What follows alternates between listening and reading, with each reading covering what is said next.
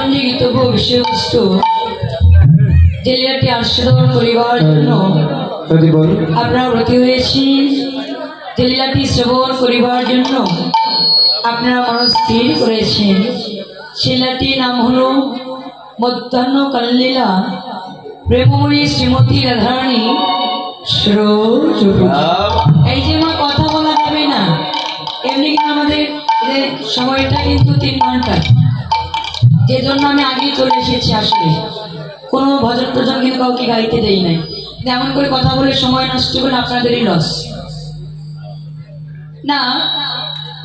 সত্য কথা বলতে এই যে এই কয়টা প্যান্ডেলে 4 তলে কীর্তন দেয়, এই কীর্তনটা কিন্তু লীলাটা পরিপূর্ণ হয়।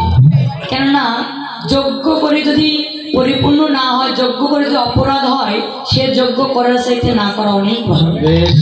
কিন্তু এই যে রাধা গোবিন্দ মন্দির, রাধা মাধব মন্দির, যে ওখানেও তার পাশেও এখানেও এই কয়টা আসলে কিন্তু 4 দল করে কীর্তন, এই লীলাগুলো পরিপূর্ণ হয়, যজ্ঞ করাটা পরিপূর্ণই হয়।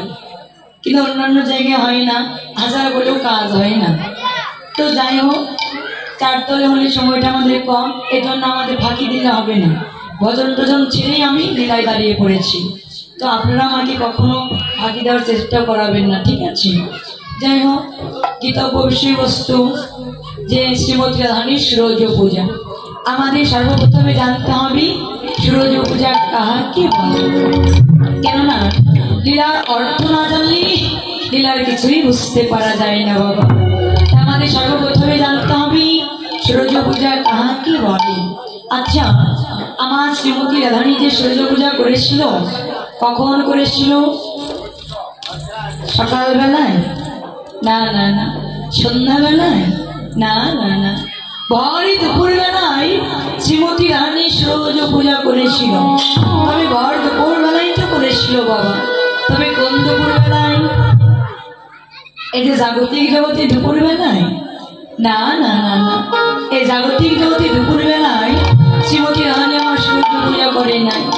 তবে কোন দুপুর বেলায় করেছিল? না, জাগতিক জগতে যেমন 3টি কাল আছে মা, আমাদের দেহেরও 3টি কাল আছে। জাগতিক জগতে 3টি কাল কি কি? 1 হলো সকাল, 2 হলো দুপুরকাল, 3 হলো সন্ধ্যাকাল। এই হলো জাগতিক জগতে 3টি কাল। আমাদের দেহে 3টি কাল কি কি? জাগতিক জগতে সকাল, আমাদের দেহের সকাল হলো শিশুকাল। জাগতিক জগতে দুপুরকাল, আমাদের দেহে দুপুরকাল হলো এই যৌবনকাল। জাগতিক জগতে সন্ধ্যাকাল, আমাদের দেহে সন্ধ্যাকাল হলো বৃদ্ধকাল। এগুলো আমাদের দেহে 3টি কাল। তাই তো শাস্ত্রে বলেছি, শিশুকালে কৃষ্ণ ভজি, কৃষ্ণ পাইবার আসি। যৌবনকালে কৃষ্ণ ভজি, কৃষ্ণ আসি কি বা না আসি। বৃদ্ধকালে কৃষ্ণ ভজি, শুধুমাত্র যন্ত্রণার তরাসি। শিশুকালে কৃষ্ণ ভজন করলে কৃষ্ণকে পাওয়া যেতে পারে, আর এই যৌবনকালে কৃষ্ণ ভজন করলে এই যৌবনের মাননায় কৃষ্ণ আসতেও পারে, আবার নাও পারে। আর বৃদ্ধকাল আসলে কেমন হয় বাবা? গালে দন্ত থাকে না, শ্রবণ ঠিক মতো শোনে না, শ্রবণ ঠিক মতো চলে না, এই জিহ্বা আড়ষ্ট হয়ে যায়। এই রসনায় সঠিকভাবে কৃষ্ণ কথাটা আসে না। শিশুকালে যেমন বলতে পারি, প্রভু একবার দয়া করো, বৃদ্ধকাল আসছে ওই দয়া করার জিনিস নয় প্রভু, একবার দয়া করো, আমার যাবার সময় হয়েছে। দেখবেন না, আমার শ্রীমতী রাধারানী সকালবেলাও সূর্য পূজা করলেন না, সন্ধ্যাবেলাও করলেন না, ভর দুপুর বেলায় কেন করেছি? দেখবেন বাবা, সকালে যদি কোথাও আগুন লাগে, সে আগুন কিন্তু সহজেই নেভানো যায়। সন্ধ্যাবেলাও যদি কোথাও আগুন লাগে, সে আগুনও কিন্তু সহজেই নেভানো যায়। কিন্তু ভর দুপুর বেলায় অর্থাৎ যৌবনকালে যদি কোথাও আগুন লাগে, ভর দুপুর বেলায় যদি কোথাও আগুন লাগে, সে আগুন কিন্তু সহজে নেভানো যায় না। তাই তো আজ শ্রীমতী রাধারানী ভর দুপুর বেলায় অর্থাৎ যৌবনকালে কৃষ্ণ প্রেমের আগুন লেগেছে। তাই তো শ্রীমতী রাধারানী আমার ভালো পূজার চলে কানে পূজায় যাবে এই মধ্যাহ্নকাল লীলার মাঝে। আর তারপর আগে একটা কথা বলে রাখি, কেননা আমি কিন্তু অনেকটা অসুস্থ, এখনো অসুস্থ। কেননা আজ থেকে 2.5 মাস আগে দশমীর দিনই আমি রোড অ্যাক্সিডেন্ট করেছিলাম। আমার ভক্তরা অনেকেই জানে হয়তো বা। তো এমনভাবে অ্যাক্সিডেন্ট করেছিলাম, অনেকেই জানে আমি বাঁচব না, কিন্তু ভক্তের আশীর্বাদে আর আমার প্রভুর কৃপায় আমি এখনো বেঁচে আছি। কিন্তু আমার 2টা জিনিস ঠিক নেই, এখনো ডান হাত, এই হাতটা এখনো ভাঙা আছে আমার। আমি সঠিকভাবে এখনো খেতেও পারি না। আর আমার এই বাম পায়েটা অপারেশন হয়েছে, রিং বসানো আছে। ডাক্তারে বলেছিল আমি 6 মাস দাঁড়াতে পারবো না। আমি প্রভুর কাছে কেঁদে কেঁদে বলেছিলাম, প্রভু 6 মাস যদি আমি দাঁড়াইতে না পারি তবে আমি বাঁচতেও চাই না প্রভু। আমি যে কৃষ্ণ নাম ছাড়া থাকতে পারবো না।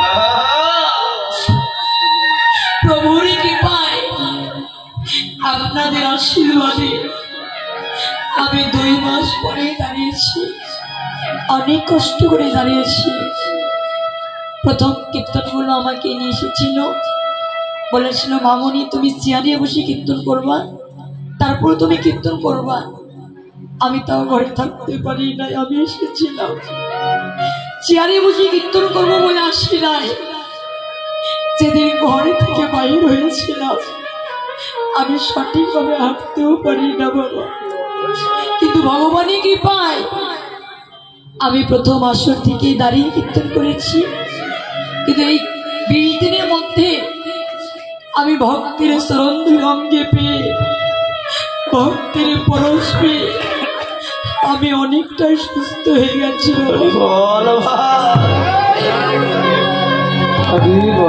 কিন্তু একটা কাজ আমি করতে পারি না, তা হলো আমার প্রভুকে যে আমি একটা প্রণাম করব, আমি সঠিকভাবে প্রণামটা করতে পারি না। আমার এই পাটা এখনো ভাত হয় না। আমি যে আপনাদেরকে প্রণামটা করব আমি কিন্তু তাও পারবো না। আমি যদি নাও পারি আপনারা আমার কাছে আসবে, প্রেম আলিঙ্গন করবে, আপনাদের চরণগুলো আমার মধ্যে নেবে। কেননা এই কৃষ্ণ নামের মধ্যে যদি প্রেম আলিঙ্গনটা না হয়, প্রণামটা না হয়, অশ্রুপাত না হয়, এই কৃষ্ণ নাম বলাও যতটা অপরাধ, শোনাও ততটাই অপরাধ। আপনারা আশীর্বাদ করবেন। অনেকেই আসার পথে যারা এত ভালোবাসে তারাও বলছে আপনি কি শতরূপা, আমাকে চিনতেই পারছে না। কিন্তু যতটাই আমি অসুস্থতা হয়ে যাই না কেন, কিন্তু বদলে তো কৃষ্ণ নাম করতে পারছি, কৃষ্ণ নামটি বলে তো আমি কাঁদতে পারছি। আশীর্বাদ করবেন আমি যেন আবার আগের মতো সুস্থ হয়ে